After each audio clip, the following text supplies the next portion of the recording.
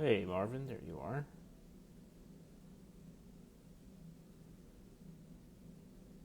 Welcome, welcome. Let's invite some people here. Give me 1 second.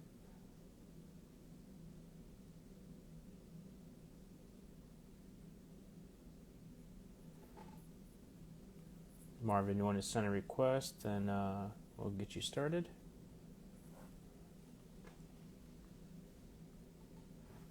Can everyone hear me fine?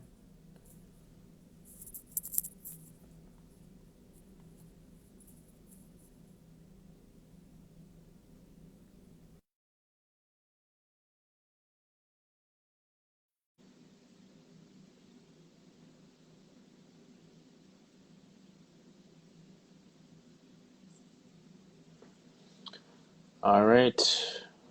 Hey, Marvin, welcome. How's it going? Doing good. All right, everyone. This is Spotters Podcast with my guest today is Marvin Boyd. You're welcome, How's it going? CC. I have to switch my desk around if I want to show my photos. Yeah, this is I literally ad hoc. I actually did not want to put photos in my room for I think a solid like 6 or 7 months, and a few of my friends were like, "You should put your photos up here." I'm like, I just feel like it's so weird, and they go, "Why? It's your room." I go, "Yeah, but it's my work. I want to put other people's work on here." So I ended up just printing off like the last little bit of my 13 by 19s and Cool. just throw it all together. So yeah. Yeah, I see some demo teams back there. You got the Thunderbirds, Yeah, got Thunderbirds back here. F-18, Blue Angels, Yeah, the Blues are back there. 860. Uh, Very got a cool. few more over there, and yep, that's how the room goes, man. Yeah, my stuff, I'm looking at it. I got an F-16, some Nice. commercial airliner stuff. You haven't I got a, done any. I got a few like GA stuff that I like, but I don't know if I'll print it off yet. I think maybe if I have a few clients that I'm waiting to shoot with. We're getting they're getting their certificates for their aircraft right now, so I'm kind of in waiting. But I think once we do those photos after they go live for their company, then I'll probably print those ones out because I think they're going to be really special. So, yeah, mine are just kind of abstract that I've done. Let me see if I can oh show yeah, you yeah. here. Did you were some of the ones you sent me on Messenger? Is that some of the Yeah, I ones? think so. Something like that? Oh Yeah, yeah. so here's the, it's called Surf Trip. It's Oh a nice. wave inside of some type of Oh, airliner. okay. I like it. I like it. And then this was the first one I did. This is a canvas. There's like Okay. seven, Double um, exposure? yeah, there's 7 overlays on there. Nice.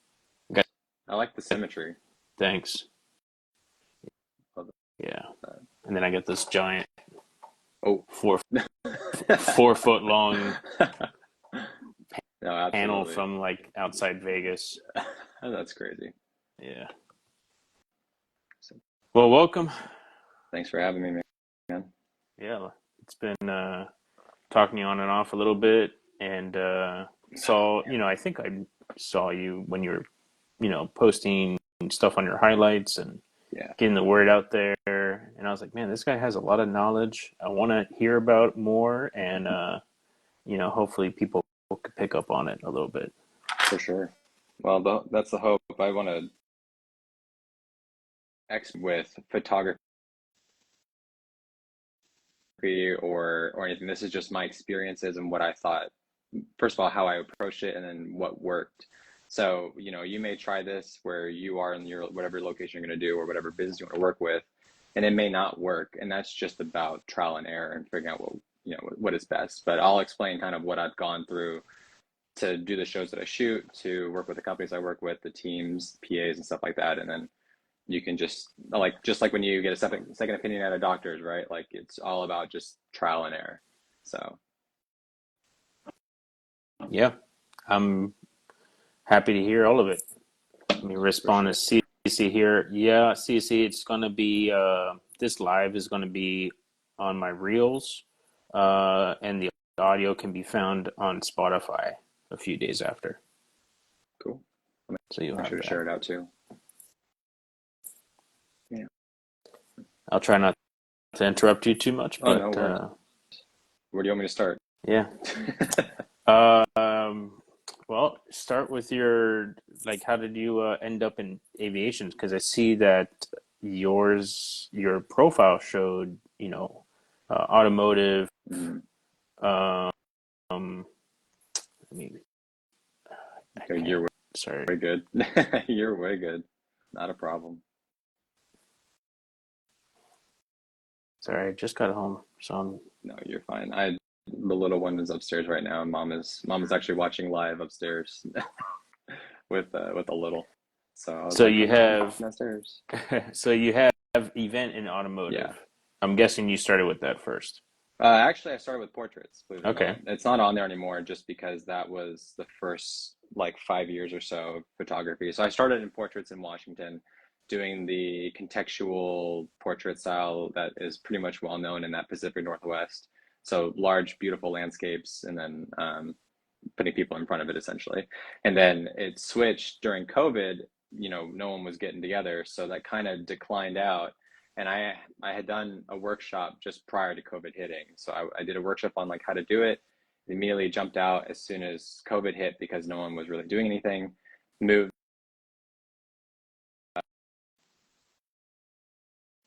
because the drift scene is pretty amazing out there. And then directly after that was starting to shoot photos for it, video for it.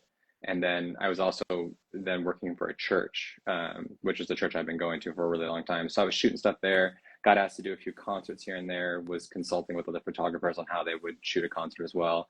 And then got like essentially we got called out here by God to move to Michigan, working for a church out here and doing the same thing. But now I'm the lead cinematographer for the church. And right when I got here, I was like, I need to figure out what to do because I don't know anybody. We don't have family or friends out here. We're completely Mm. alone. And I saw there was going to be an air show, which was only like 20 minutes away from where we were going to be living. So I contacted the person who was on there and I sent like 3 emails and my media kit. And I was like, I want to, I'm going to shoot for this. At the time, though, in between moving and getting here, I had been in contact with like VAQ 142 and 140 and a few other ones of the growlers over in Washington because I'd shot for them prior to leaving. And then I had gotten in contact with the PA for the F-35A demo team back when Bayo was still the main pilot.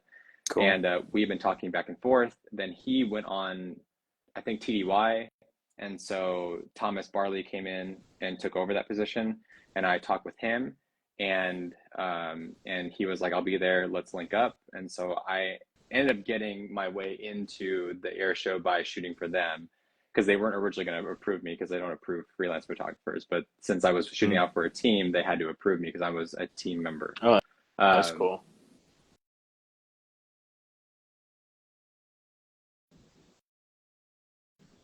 Aviation was just constantly doing work. And then when I got there, I would connect with other pilots and PAs at the show, letting them know that I'm shooting for the show. If you need anything, let me know. And by the time we had got done that night, the edits were already in their folder so they could post immediately, like we had a great time, blah, blah, blah. So Hmm. that's kind of how that worked. And that's the story. That that's pretty awesome. How did you set up a media kit? So the press kit or the media kit is actually something that I did when I was doing portraits. When you work with agencies, they typically get a lot of emails saying I want to shoot with your models or whatever like that, but I wanted to show off kind of what my style looked like. So to Hmm. send a PDF that was only 3 pages that had mostly photos of my work and a little description about who I was and what I'm looking to do made it real easy for them to look at it essentially and go, yeah, we'll hire you, or no, your style doesn't really fit what we are typically shooting. So like I didn't do any high fashion work, so I wouldn't really send it to them. But if Yeah. they were mostly high fashion, but they had some other work, they could still use me. And I would do test shoots too. Like sometimes what you would do is you send it in and they would want like test shoots for some of the new girls or the new guys that they have. And so I copied that, moved it into Drift, and that's how I started doing Drift stuff for all the big tracks in Washington. And then again, was like, well, I'll just keep this same concept going because I had gotten responses saying no one's ever sent a media kit before, but this is really awesome. It makes it really easy for me to see your work and then make a determination versus asking you and going to your profile. You can just send me a list of, pictures, and not just in the email, but in an actual PDF.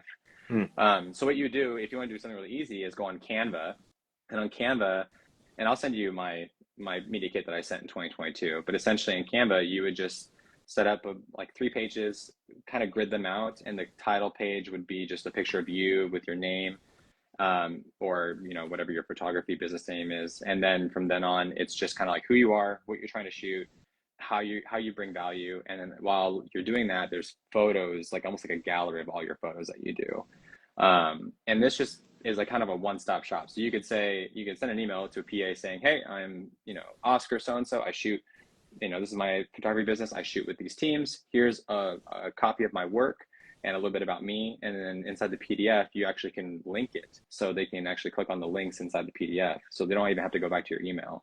They can just Oh, click on it. cool. It goes right to wherever you want to go, Instagram, Facebook, website. And then from there, they can make a determination. Do they want to hire you, Hmm. yes or no? And that's like the easiest way, I would say, is like the first stop is like making that media kit and making it stand out.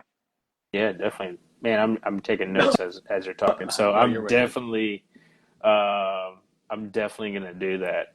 Yeah. Just, I mean, It, I've shot with, I've done media at air shows mm-hmm. before, but my photos didn't do anything. You know what I mean? Yeah. It was just more like asking for Mm-hmm. access, and I've done, um, I guess a shoot. It wouldn't be a shoot, but I've done kind of like team photos with the U.S. Golden Knights, Okay. U.S. Yeah. Army Yeah. Golden Knights. Yeah. So But that's still good profile stuff that you could add into your media kit, saying I've worked with these teams, and even list off the PA that you're in contact with or something like that, just to give even more yeah, references. And then, ask if it's okay, even if they're out of the team, because every demonstration team, I think they rotate every 2 to 3 years or so. So then, yeah. I still have the F-16, the older F-16, back when Rebel was here last year. Um, I have his contact, and I'm like, hey, I'm gonna put you as a reference. Are you cool with that? He goes like, yeah, it's fine. No worries. Or I'd say, hey, I'm working with your team. I did this with the F-35C team actually this year. I contacted 811 and I said, hey man, like I'm gonna be working with your team this year. Is it still the same guys from last year? And if it is, can you do a warm handoff for me? And then he just within like 10 minutes put me in a group text with them, and he's like, hey man, this is Marvin, great guy, did a lot of work for us. And then that's how you keep that cycle going, keeping that rapport going with other shows and other teams, Awesome. is that do the same thing. So How do you how do you select the best photos for that? I mean, you probably go through a massive library of images. Do you go for like a vibrant, like, a vibrant shoot, mhm. more like a group photo, like team photos, or what do you? I would do the most, I would say the ones that best represent who you are. So I think it's hilarious. Uh, I chose ones that I think were framed differently, or were maybe not what you would typically see when you think about spotters. And this has changed obviously, but from what I saw and what I thought about plane spotting was people like to have the plane in the center. It's the whole plane, lots of gap in between, Hmm. and a lot of negative space. And I'm like, well, I want to fill the frame. I want to see what this plane is. And a lot of people obviously have pushed into having that high resolution, super, like, I mean, I'm talking like you can go in there, swipe, and you're looking at nuts and bolts.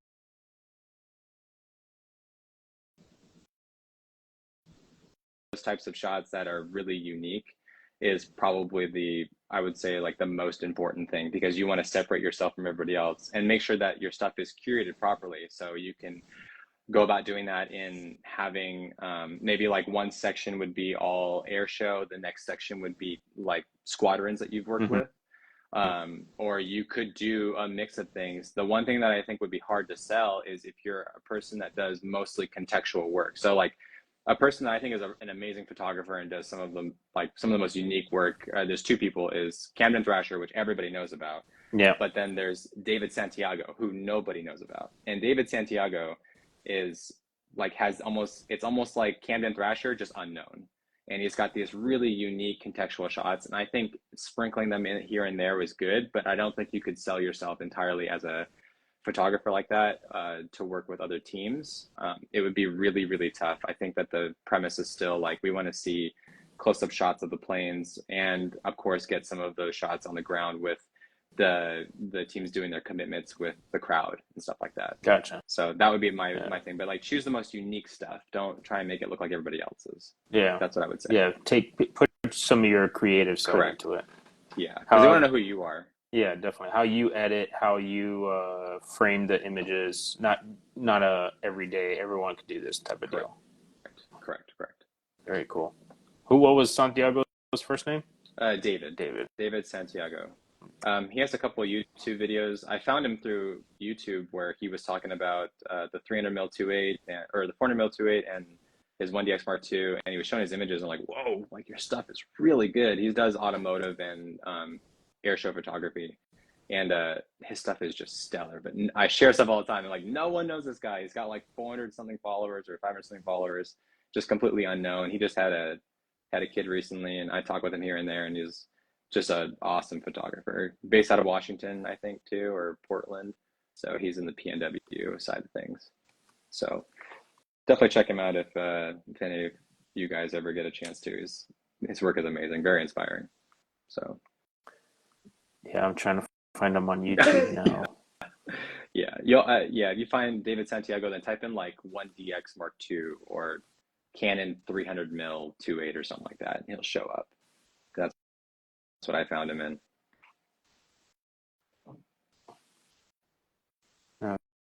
Okay. All right. Well, I'll look that up. No worries. Cool, man. That's a great. Now all these teams are gonna get all these media I know, kits right? from people. I'm like, oh crap, what did I start? No, it's fun, but I think it will. Honestly, I think your retention and also your acceptance will probably go up just from doing this one thing versus typing out your life story on an email. To be honest, no one cares, and I've even heard from other, media people who read the emails. They're like, I really don't care. I kind of want to know one of two things. Either I want to do or I need to know two things. Who are you? Very short, and then what is your work? Large. I want to see like all that, but I don't want you to send me like attachments of your photos. Yeah. And if you send your website, it's a gamble, and if they're going to click on it, man, like Yeah. it is a real gamble. So if you send a media kit in it and they just open it up, it makes it so much easier for them to access your work and to get a nice glimpse of what you can provide. I think your attention will go up, Robert. Yeah, I see. I saw that you had posted he's doing a photo walk at the air show. Yeah, the Selfridge Air Show. And Yeah. so another great photographer. Again, Ben had the pleasure of meeting, Kyle Newsom, Caden, who shoots for Kyle, or not Kyle, Kevin Coleman. I've met only through talking Preston Monarch. Obviously, this is your and I's first conversation, aside from Yeah. doing voice messages back and forth. Robert actually shoots with me over at the range over here. We have a gunnery range in Michigan, and so he comes out with me all the time. And yeah, just lots of good photographers. I had Spotter was on here too, joined the chat or joined the stream, and met him too. Just a lot of good guys. Awesome. Yeah, we have a lot of good photographers down in South Florida. No, It's hard to name them all because, man, there's just we have about 9 in our little local group. We called ourselves 305 or the 305th Photo Squadron okay. for 305 Nice. Miami, and we have a lot of good photographers. They're all around South Florida. Mhm. Miami-Dade, Broward counties. Okay. Some of them moving to Orlando, South Florida Aviation. There you go. That's one of them. Nice. Miami or MIA at MIA. Okay. Well, it's like MIA dot at MIA. Missing Mhm. action. He is he's one of those guys. He's getting those nuts and bolts of the airframe. Nice. Yeah. I'm like, how do you compete with him? That's why I got to put up. Style. I got to make You some bring your own style, man. Yeah, that's my style. Going kind of crazy with the aviation shots. Right. So Right. I'm always doing some weird geometric stuff, or something like a kaleidoscope effect or Hmm. double exposure or getting kind of weird. I like a lot of negative space. Right. Um, lately I've been on cloud, Okay. cloud Hmm. photos. So I would like really highlight that cloud and then I'll have a jet in there somewhere. Okay. It's like, oh yeah, that looks cool. Yeah. But it's so like artsy fartsy though, It's you know. sometimes though it's what it takes. So it takes that like uniqueness because you never know when that one thing is gonna, be the banger that people have been looking for, and that's gonna start another trend. Yeah. And so you just keep got to keep doing it. Yeah, we have Master Jedi was just in here. He's a great photographer also. Doesn't Okay. shoot as much. He's a chef also, so he's mostly cooking Gotcha. for a few food trucks, so he's not shooting as much. Gotcha. We have like a public affairs our external public affairs person. We're at the U.S. Coast Guard. He's part of our group. So Nice. everyone's from like different parts of walks of life. We have a CT person, uh, you know, everywhere. Hmm. We have a police officer. I mean, it's just everyone has their own style of shooting. Um, and the great thing is that they all kind of come together because of this love of aviation. That's You awesome. know, it is, it's pretty great to have this cool group of people to kind of bounce ideas off, kind of go out and shoot every now and then, Hmm. uh, you know, and learn. And that's exactly what this whole podcast thing was supposed to be Hmm. was, share resources, not reshare, share knowledge, Right. and help people that are thinking about, okay, like I've been doing aviation photography since 2019. Right. Uh, have I made any money in it? No. My thing behind it, I have a normal 9 to 5 Hmm. or a 7 to 3 now. Hey, nice. And More day for yeah, you. more day. And and I did military aviation to give back to the pilots of the squadrons or the service members. Right. That was my thing behind it. So Yeah.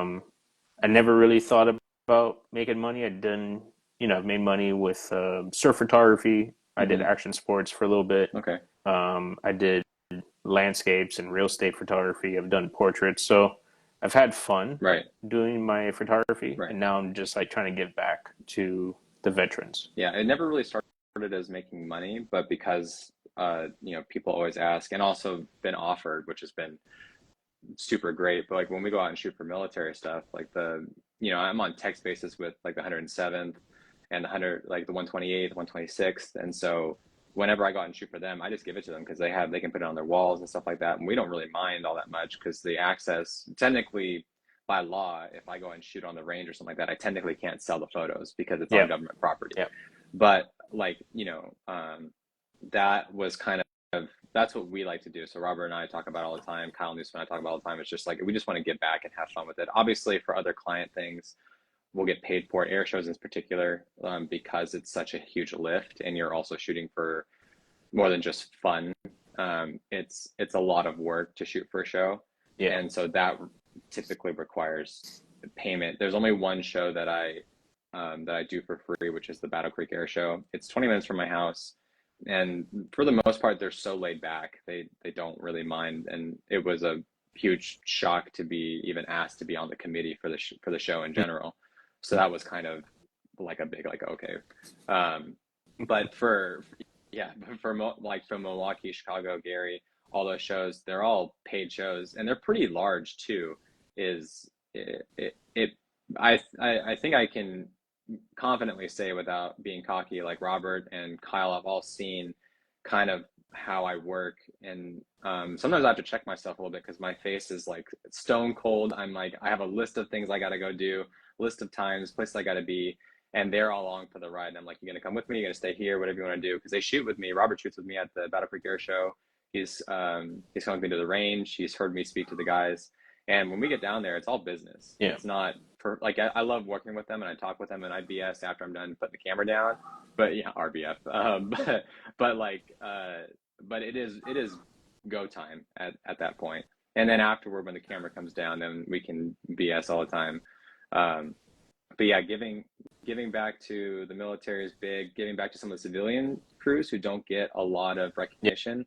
A lot Yeah. of people I mean, Rob Holland is a pretty well known aerobatic pilot, and obviously he's got lots of attention. But people like Bill Stein, um, or some of the air circus guys are really good. Like giving back to them, having some really beautiful photos of their aircraft or them having fun is something that we like to do. We even have like a jet glider that came last year, and I shot a few photos, glamour shots of their little jet glider.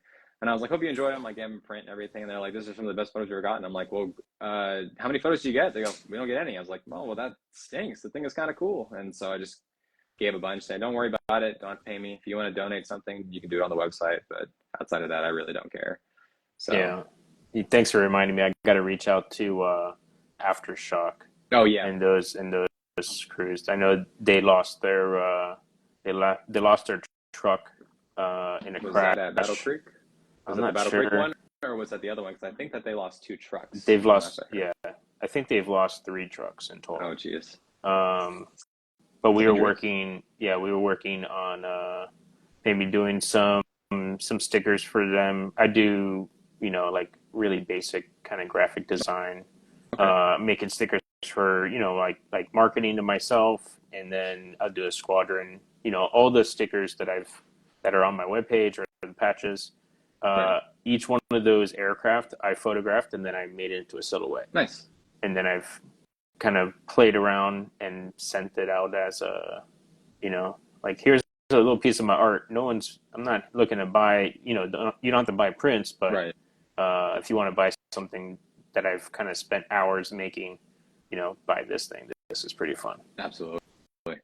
I dig that. But yeah, I'm gonna probably reach out to the driver, see how he's doing again, and I know he was in the hospital last time I talked to him, so probably send him his last drive in the truck. Yeah, It was for sure. Navy Key West, I think, was the air show that I Okay. saw him. Gotcha. Yeah. Yeah, that'll be good. So how did you got on this committee Mm-hmm. for the air show? No,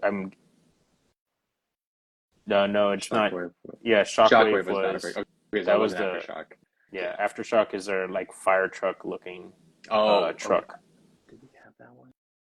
I wonder if we had that last year. They I have to have double a check my photos. I have one photo of him. I did a one leg shutter shot of him at our, but I don't know if it was him or not. I got to double check my photos too. I have one. yeah. I only There's got one. another. I think they have another type of like it's a pickup truck or that they I put might a jet have had engine to on pick it. up then. I think I might have had to pick up then, probably. Yeah.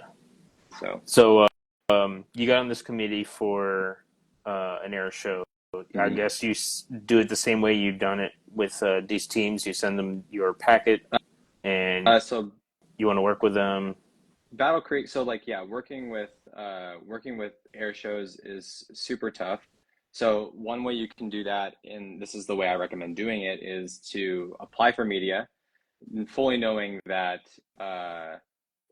fully knowing that this is not going to be paid. The to make this whole thing, if you wanting to get the answer of like how do you get paid for air shows, you don't do stuff for free. Now here's what I'm going Yep. to tell you. In order for you to work with air shows, you need to make contacts. That means that you need to do media. You do media for free. And you're probably thinking like, well, what the heck? You just said don't do anything for free. I was like, you're correct. If they're asking you, then you don't do it for free because they're asking you. So they must see value in Mm-hmm. you. But if you're just trying to get into the industry or into air shows in general, working with media is really, really good. I would work with media, and I did this with the Battle Creek Air Show. Was the first air show I ever worked with, and I had told the guy who was running media, I said, hey, look, I'm here to shoot the F-35A team, but if you need anything, let me know. I will make a folder for you, and you guys can get it whatever you need. Just let me know, and I'll take care of it, like a servant's heart kind of deal. And then went about shooting the air show and was true to my word. I would send 10 or 15 edits at the end of the day, and then by the end of the show, and then by the end of the day, they had pretty much most of the photos from the air show done in their folder that they could use.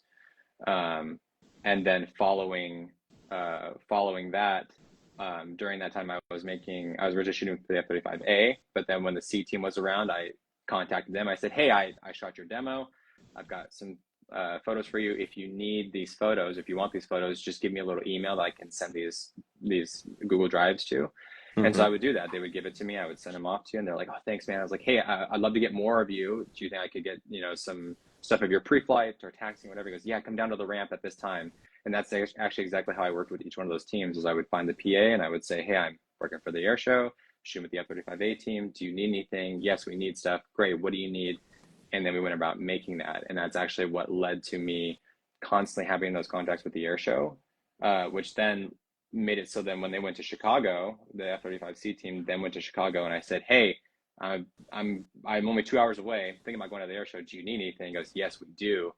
And then that's what led to me shooting at the Chicago Air Show, which then got me in contact with the main guy who kind of runs essentially runs gathering the performers, but also running the media. Mm-hmm. Who then he's like, he called me later that year after all this, and he was like, "Hey, I'm the one who set up your air-to-air shoot, and was helping coordinate a lot of things for you. I want to talk to you about something." And I'm like, "Yeah, what's up?" And he goes, "Well, I run 3 or 4 air shows throughout the year. Do you want to be like our main photographer for them?" And at this time, I had not done aviation for even a year. I was just kind of like, yeah, like let me think about that." I didn't really have to think about it. I was already going to say yes, but I was just like, let me think about that. And so we had negotiations about price and everything. And then I was like, yeah, I'll be your lead photographer essentially. And then, and then after that, that was kind of, that was kind of what led to me running those particular shows. And then I've had other shows reach out who wanted me to shoot those. And then that would just depend on, first of all, my wife, because I got a child that I can't Yep. just up and leave. But also it's about timing for all the other shows. Any other show that runs parallel to the shows that I'm already the main photographer for, I don't do. I just will flat out won't accept it. But if they're Mm-hmm. outside of that, then I have a conversation with the wife and figure out like, can we make this work? Yes, we can, and then we'll go from there. So that's how it works. But I would say yes, if you want to work for an air show, work as media first, and really don't try and get stuff. Yeah. Really work to serve. If your whole thing was already to give back, think of it as a way to even get more access deeper into giving back to not just military but civilian teams too, because your name can come up easily Yeah. when they find out there. I'm going to be back in Florida. I'm going to contact Oscar because Oscar, worked with me last time and he gave me great photos. Like, I want to work with him again. And then you can be like, yeah, hey man, like I'm definitely gonna be out there. I have been started to recently charge for my work, and it's about this much. And then have that conversation back and forth. And most teams and most squadrons are pretty open, especially civilians are pretty open to paying that. Hmm. Like for the most, as long as it's not astronomical, you're not asking like, I need 10 grand. Like, well, yeah, okay, your stuff's not worth 10 grand, bro. Yeah. Yeah. Let's be real for a second. I mean, So, are you charging them for your full day of the air show, or are you charging for like your kind of like their so time? I won't go through my pricing structure, like as far as Yeah. how it is, but what I would say is Everyone has different. I'm not going to yeah, ask about that because I would never charge hourly, and hourly hurts you. yeah. Now, the way I describe it to other people is if you are a photographer and a show approaches you and they're like, "Hey, we want you to shoot our air show." So, Oscar, I want you to shoot our air show, and then you say, "Great, let's have a meeting real quick about what that looks like." And don't even give them anything. Just say, "That sounds great. I'm interested. Let's have a meeting." So you set up that meeting, and this is going to be like your pre-production meeting. So you're going to talk about all things. So what you do is I go on Milanote, and I'll even send you a Milanote I did for a recent client. And the Milanote literally lays out everything. So it's going to have my POC. It's going to have all their contact information. It's going to have a list of questions that I want answered. It's going to have a list of questions that they want answered, what I find in their competitors, what we want to go to. And then I also list out what deliverables I plan to give without even talking about price. It's just the baseline deliverables of what I'm going to give out. And all of that is listed out on a Milano so they can see.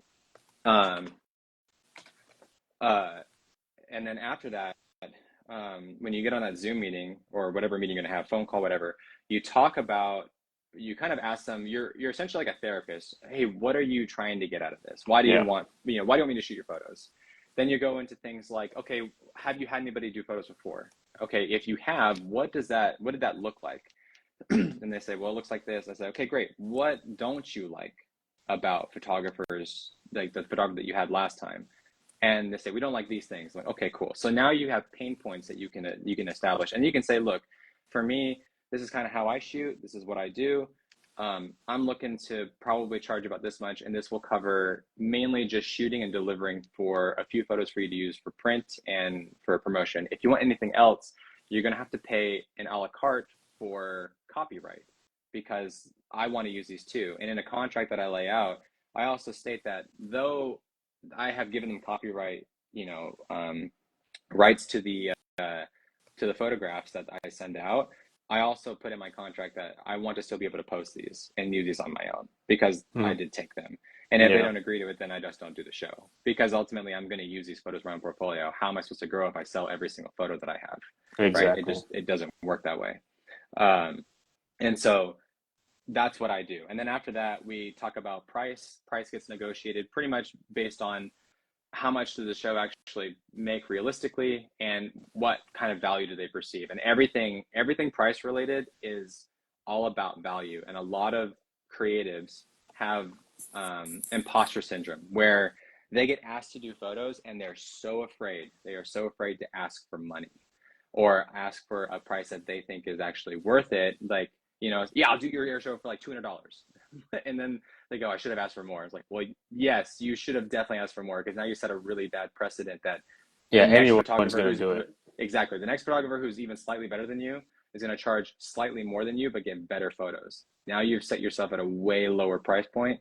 You want to be able to say that, hey, though Marvin doesn't send the best photos, he's just so easy to work with. So there's now a not just a tangible value, but also the value that comes with working with this person that they're going Hmm. to have to deal with for 4 or 5 days straight for 12 hours a day, or whatever their show is, 8 hours a day or whatever.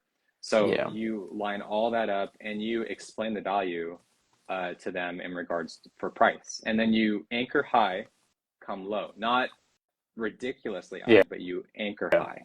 Yeah. So And then you the idea is negotiate. when you negotiate down, you actually negotiate it down to the price you Exactly. wanted, not the price that you started Yeah. with. It's like garage sale Pretty much. negotiations, But then, like, except it's a higher number. you're not cheating people out, but what you want to do is, if you already know you're going to get talked, you already know you're going to get talked down. I very rarely I've ever gone to any kind of business meeting where I've set a price and they nailed it on the first try. Like, yep, sounds good. That's like, okay. The only time that's ever happened is a person for a wedding contacted me last minute, and I said, my price is this. And without, they're like, sounds good. I'm like, great, sign the contract, and I'm over there and like next week or whatever, stuff like that. How do So that's you what I'm doing. how do you decide what to put in a contract? Do you have to find like a photography lawyer, or you just kind of look at? So I have I had like an ironclad contract that I had a lawyer help me draft up when I was first starting actually making money for photography and portraits. And I've kind of just manipulated this entire thing, but now I've added more of a copyright clause in there, because originally when you work with, you don't really do it as much with portraits. Like, I'm not selling Yeah, portraits. I'm really yeah, selling them. I'm really, what they're doing is they're paying for me to give them the photos. And then I ask for a handful that I can use on my own portfolio that aren't going to be, obviously not going to be sold. So they really don't really care. But here it's much different. Almost everybody is selling prints. hmm, And the hard part with aviation photography is that maybe it's different for you guys over, or different over in Florida, but like for me, it is really hard to find a person who's going to purchase a plane photo to put in their home. Like, it's not a family photo thing. It's not a landscape that goes in a really nice home. Like, it's going to be a pilot or someone who loves aviation that can find a way to make that match um, into their home, pretty yeah. much. I've known one person um, that can get a plain photo that you could Hmm. put in your house, Right. and he's in Pensacola. Jake Ware. Yeah, I know him. Uh, Great guy. yeah, he has some really outstanding blues imaging, and he has it in some like Airbnb. I'm like, how did they get that? But the thing is I think that Airbnb is in Pensacola, It's which in is like Pensacola. Yeah, it's Blue Angel country. yeah, So like in this case, it's different because he's got a market for it versus anywhere else you don't. So yeah. You know what I mean? But that's what I would do is I would run through. There's a couple of there's an app called hold on. There's an app called of how to build out a contract for photography. And it's a good baseline to have. And it's made by people who are lawyers. And it's a free app too. You can do like a free contract app. And then what you do is you fill in the information and it asks you questions about how to fill it out too. So like it'd be like, what are you delivering and what is your name and what is the client's name? And you just fill this out. And for the most part, the outline covers most everything. There are a few Mm-hmm. things that you need to add in yourself. But if you take that and then leave the client contacts blank, but if you have like a base of everything else that you have, then you can just take that, print it, or copy it and put it over into like Google Docs, and then just add in, just draft in a copyright clause in there. I would do that. That'd probably be the easiest way to do it. You had the video kind of Oh, sorry. froze up. So what was the I I site name? I believe the app. It's on iPhone. I don't know if they have an Android one, but I believe the app is called Contracts. I'm Oh, I'm pretty positive it's called that, but if not, I will send you the exact link for it. okay. But I used it for a long time as like a first base. Um, and then after that, I actually ended up inheriting a contract from another photographer who had like a lawyer literally draft it up with them set by set. So, Yeah, there's um man, I really had no time to prepare. I'm sorry. no, you're way good, Um, man. I started a new job yesterday, so I've been You're drinking from a kind fire of hose. yeah, 100%. Yeah. There was a well, there is a group. I follow them, and Hmm. my brain is blank right now. But they do aviation, photography. Okay. Um, of course, I'm searching aviation photography. I just see Osakaris photography the whole time. Is it Uh, was it the aviation photo crew people or the air to air people, or is it like a different crew? is it aviation photo crew? I don't think They so. did a bunch of stuff for Sun and Fun, and they do stuff in the UK, No, stuff like that. Okay. no. It's nationwide. Um, Oh. man, I hate that this part of the podcast I do this, and it's just I reviewed the audio after, and I'm like, oh, look at this. I got to crop out. I got to cut out like 30 seconds of audio. You're way good. Okay, let me see this real quick. You're good. Uh, International Society of Aviation Photographers. Hmm. I have never heard of that before. ISAP. So it's aviationphoto.org, and you Okay. could see there's if you're a member, there's resources. Um, you could find members around the nation, Hmm. probably internationally. Right. And I remember Professional Photographers of America or PPA. Hmm. Yeah, They I've heard had of them. a They have contracts contract out. section Correct. Yeah. where you could put They have up contract sessions. contracts. Yeah, Yeah. yeah. I don't know if ISAP has contracts, but if someone's getting into aviation photography or has been in it for a little bit, this aviationphoto.org has a lot of great inspiration. Nice. Let's see. When you how do you take your how are you a chief photographer and a videographer for the same show? Uh, so I'll pick. So essentially, the way I explain this is one day is almost dedicated solely to photo, one's dedicated to video, and then on the practice days, we'll do a mix of both. It just depends on the team. And really, I was doing photo and video 2 years ago when I first started. And then when I really did not like how my photos were coming out, because they were really bad, I was like, I need to dedicate an entire year to just shooting aviation photos and really nail down how I want these to look, the edit, the everything about it. And originally I had like a preset and stuff like that, and I was doing that, and I switched over and found my niche, which literally is shocking how little editing I do now. But then the way that worked essentially is if I'm working directly for a show and I'm the main photographer, you are essentially the chief or the lead photographer for the air show. So Battle Creek, I'll be the lead photographer for the air show. And then also now I'm jumping back into video. So I'll be pretty much the lead videographer for the full show. We do have another company that does video promotion that has like their own thing that they do that promotes out the air show themselves that they've worked with for years. But I'm kind of doing more of the social trendy videos for the air show and for the teams. But for other ones like Milwaukee, Gary, Chicago, um, and I think I have two others that are in talks right now of doing their stuff too. They want kind of like the full gamut of things. And that Hmm. takes a lot of work because that also means that they need to pay for the licensing of the music that I choose.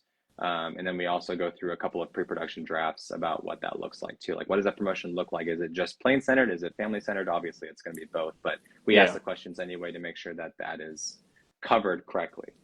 And that's how you do that essentially. And So if you're the are lead, you? you are the main, Yeah. essentially. Yeah, that makes sense. Are you editing? Or did they tell you, hey, I need a minute, kind of like this kind of imaging for video? No, for the most part, it's whatever I can come up with. So if I have a couple ideas about, especially when it's just coming to social media stuff, that's kind of free game. You can do whatever you want. For stuff that goes on TV, we want to curate that properly. Yeah. And so in that point, I would take feedback like, what do you guys want to show? We want, like Battle Creek has a carnival that's next to it, so we can't just show the air show. It's about the carnival. We also have hot air balloons that come in and they do their own thing. So we've got three different aspects of the show that's a whole week long. We have to identify how much of that we're going to put in there and how long is this going to be, because we don't want to go longer than, oh, man, don't do anything longer than like a minute. You're going to lose people real fast, but you Yeah. want to deliver the information properly.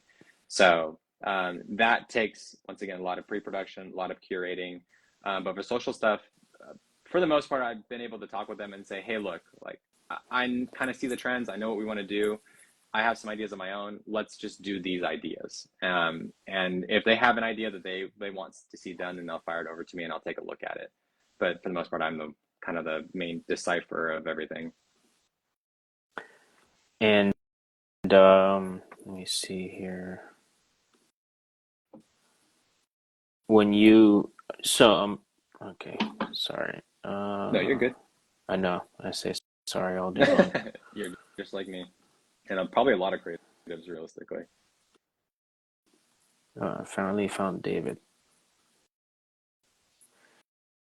So each day is something different, which is pretty awesome. And I think the practice day is probably the easiest day to catch the It photo is. and video. It'd be a good Um, way to like capture anything that you think you might not be able to do. So it maybe you're doing a remote, like for instance in Florida, a lot of that stuff is remote show except for the homecoming show. So if it's a remote show, like Chicago and Gary are, or Chicago, Gary, and Milwaukee, what I did is I chose Thursday, Friday as my days to be on the flight line doing nothing but flight line.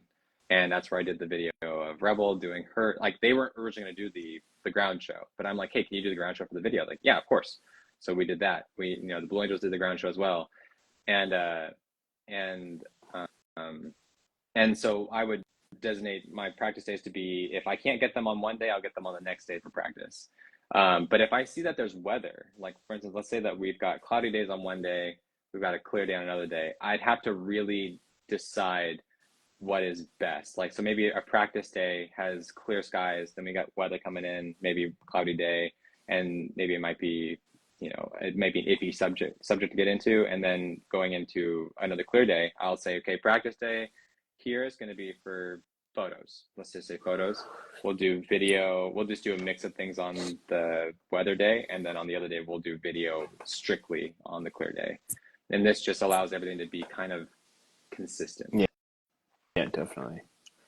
So Uh, a lot of questions that I did see on the sure. channel was your equipment. Is the camera that's behind you, is that dedicated for Actually, video or? that's both. Yeah. So this is a R5C, and it's rigged right now. It's currently rigged out. So it's got two base plates on it. So the first one is for quick release, so I can take that whole camera off, and it doesn't stay attached to it at all, and I can run and gun with it.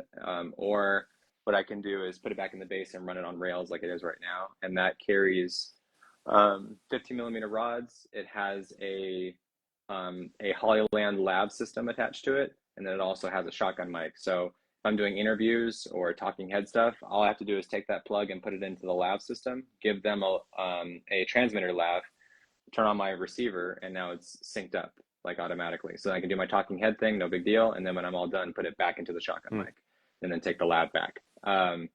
It's got a monitor on there. It's got a 2000 nit monitor, which you do need if you do outdoor stuff, because anything's lower than that, like I think you and I talked Yeah. about, you're not going to be able to see anything even with a shade on. So by having a 2000 nit monitor, I can see in bright sunlight directly. And then on the back of it, it's actually got a cheese plate, which just means it's got a lot of mounting options. And Yeah. then there's a V-mount battery adapter, which has power delivery.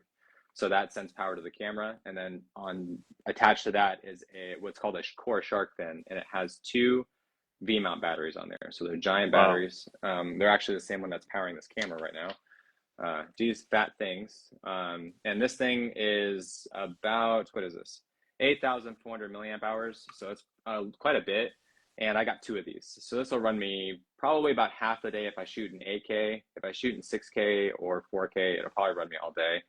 And this allows me to also hot swap the batteries out. So I've got three of these, and I'll just take one off and put a new one on if I run out of battery. And then the front is a 60 to 600, which I got from Robert. Um, and it's got a top handle to mount everything up, and that's about it. And so if I want to, it has three configurations. This is the heaviest it'll be, probably north of 15 pounds for the whole thing with the V-mount batteries. And then if I take off the core shark fin and just attach a V-mount on there, it gets a bit lighter, so I'm around 10 pounds. And then if I go, I can take the entire camera off and just run the internal battery. So if I'm doing stuff where I need to get real close to the pilots as they're doing the pre-flights and stuff like that, then I can just run that, and that'll still last me about an hour before the battery dies. Wow. So it's kind of designed to do a bunch of different things all at once. And then if I want to do photography, just take the top handle off and then take it out of the Hmm. base, and you're good. Yeah. So it's easy. I guess so. You're shooting 8K. You probably have a full system to kind of process that at the same time. You doing Yeah, anything? so DaVinci Resolve does a really good job of processing raw. It's all 8K, and it's raw. So it's not just 8K, it's 8K raw. Wow. So, and that's probably the best thing you can do, because you can't always, especially running gun, you can't always get your exposure just right. Or if you got clouds coming in and out, having the ability to change my ISO on the fly, like in post, and not Hmm. having to worry about it too much, as long as I'm not peaking in exposure, I'm pretty much good. I can adjust the exposure up and like my ISO up and down. I can actually change my temperature, like the white balance in the post, and also change a lot of other aspects of the camera from there. But it is a lot of space. I'm thinking about if I have a 512 card clean for AK60, I can only get like 10 minutes. So I don't shoot Wow. AK60. So AK24 is what I use for talking head, or I'll do 6K. And then 4K 120 full frame. That's not in RAW. That'll be in XAVC, which is just a high bitrate codec. And then I'll run that for any super slow motion. And then I'll run 6K 24 or 6K 60 if I want some raw slow motion or regular motion. So yeah, good camera. Yeah. That's you I'm definitely a have a gearhead. lot of I'm yeah, a I gearhead, can so tell. this is my baby. Yeah, I've shot I was actually just talking to someone the other day. I have a D500 with that since 2012. So I'm uh I normally use the max. I use my camera to the max. I don't buy an upgrade until I really need an. Probably need to upgrade my lens eventually. Right. I have a 100 to 400. But other Okay. than that, for what I do, I'm not a filmmaker. I mean, I So told people, people have asked, before I got to this camera, they were like, what are you using? And I said, I'd use a D850 and a 200 to 500. And I was like, and I love that setup. And you can ask anybody that I was shot with last year. That was my setup. And all these photos back here are with a 2017 camera and a lens that's even older than that. And it does just fine. And people were like, it's not that good. And I'm like, actually, it's pretty freaking good. In fact, the only reason why I upgraded was because my AF system ended up getting shot. Like, on the range one hmm, day, and MPB was like, well, you're under warranty, so here's your full refund. I'm like, well, I guess I'm getting my dream camera now Yeah. because I can go do that. Yeah, for sure. So if I could, I'd still run a D850. D500 is just as good. Yeah, I love my D500, and that crop sensor gives me that It's extra low perfect. reach, I shot especially most of for those at crop. yeah, So this is still essentially it's a D500 with 1 megapixel less than yeah. yours. Um, the other question, we have about 5 minutes left, maybe like Sure. 6 minutes left. The other questions I saw was, what is your dream, I guess, show or shoot that you want to do? I They think I like had bucket two shows list. that I would really love to get paid for two shows in particular. They'll probably never happen, but the one of them is the Pensacola homecoming show. That's like one I've been wanting to go to for a really, really long time.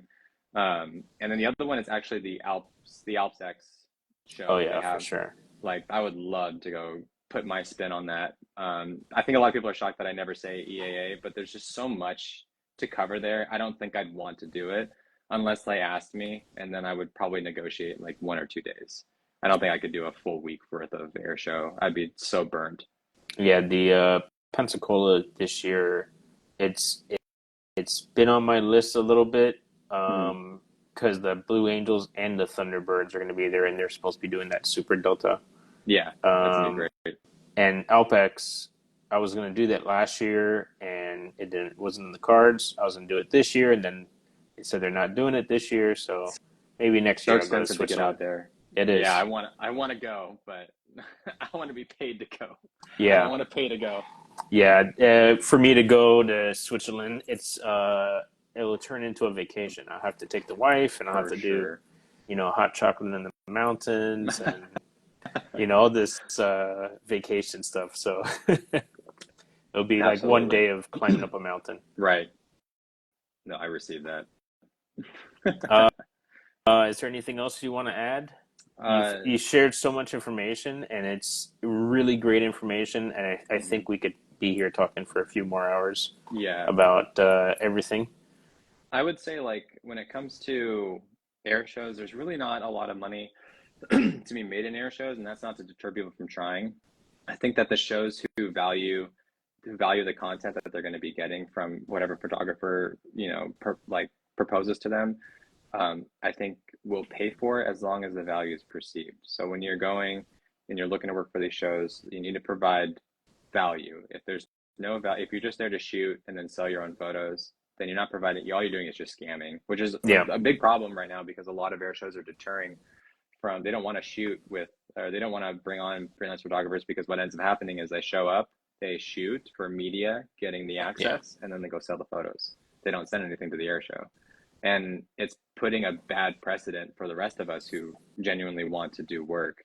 Um, and so if you're going to go and do that, make sure that you provide the value, but also do what you say you're going to do because you do sign contracts when you go in Yeah, there to shoot. But I would say, like, if you want to make money, it can be done. Be confident in yourself. Find different ways to get your value across, get you across, and don't be afraid to ask for price, but be reasonable in your pricing as well. definitely. If you're brand new and you want to make money off the bat, I would say take a year, shoot, and really perfect your craft. Find like an edit or a shot style that works for you, that you love, and that other people will probably pay for. And if you find somebody already asking you for photos of your planes, you're probably doing something right. So keep Yeah, that going. That's what definitely. I would say. That is great advice. Where can people find your photos right now? Sure. Is So it you strictly Instagram? Instagram, and then my website is marvinboyd.co. So it's pretty easy. And Very outside of cool. that, that's it. Well, that's great. Um, right on time. uh, No worries, man. um, I thank you for coming on, sharing your insight, sharing your knowledge, your Sure. experiences. We need to talk again. You're definitely going to be put on my next show sometime, in a few months here. Yeah. Probably have to Just let me know. do a roundtable with all these memorable photographers that we could just, it'd be great to maybe have you talk to Audrey, For sure. Pod's Planes and Hill Air Force Base. So Yeah. she has a really great running short on time. No, you're good. She has a really good, you know, gives back to the veterans also through Mission Media Co. And, Hmm. it would be great to have a bunch of creative, like-minded individuals as a round table. So I'll have to keep you up to date with that. Yeah. Other than that, thank you very much for joining us. Thank you, everyone, for submitting their questions. I hope we answered the most of them, Hmm. or majority. And you could watch again. It'll be on the Reels, and you could listen on Spotify in a few days. Thank you, everyone, for coming in, and have a good rest of your week. Perfect. Thank you, sir. All right. Thank you, Marvin.